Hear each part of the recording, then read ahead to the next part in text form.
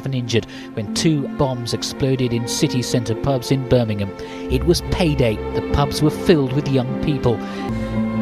2 cameras and my flash equipment. Keep on taking pictures. Interviewed retired ambulanceman David Brown. He was briefed on arrival by a fire officer. There was a little walled off area by the mulberry bush. And such prejudice and the appalling scenes he witnessed, a retired fireman recalls with pride how the emergency services, indeed the whole community, seemed to pull together. The bombs went off is on Sunday night at 6:15 on Carlton. Pubs which were full of people, leaving the mark of terrorism on the city. The service is not only for the relatives of those killed and injured, but also the people who had to work that night. Many of them will be talking about their memories on a documentary called The Night the Bombs Went Off, tonight at 6:15 on Carlton. 21 people were killed and 167 injured.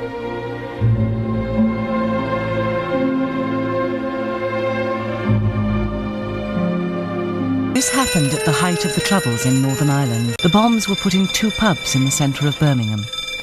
It was payday. The pubs were filled with young people. This film was taken of a man trying to get away. In this programme...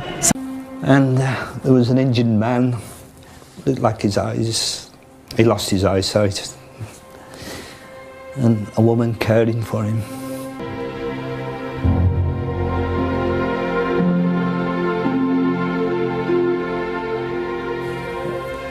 I really feel dreadful about it, but it had to be done.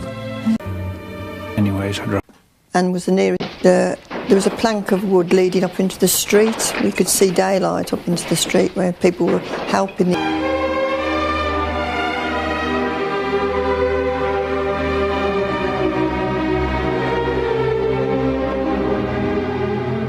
One of the policemen there was Steve Easthope. I was moved to New Street to close the road to prevent anything other than emergency vehicles entering the city. Then I, along with other officers, we were sent into the tavern in the town to bring out the bodies. They used us as the stretcher bearers. They'd had no life, they'd done nothing wrong, and then suddenly their lives had been taken from them. Mobile was parked, and then we carried the urns to where we were needed. I was numb, I think. It was like on automatic pilot. It was. I think I remember at the time the shock on the faces of the people who were, dealing with the problem. They didn't stand a chance in hell. And I remember that, they're saying, he mentioned how steep the stairs were and how narrow the emergency exit, the exit was only one exit, in fact. Only one way out, and they didn't stand a chance in hell. And I can always remember that.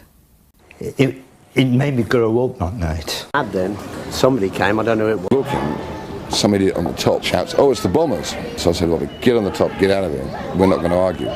This is not the place to be."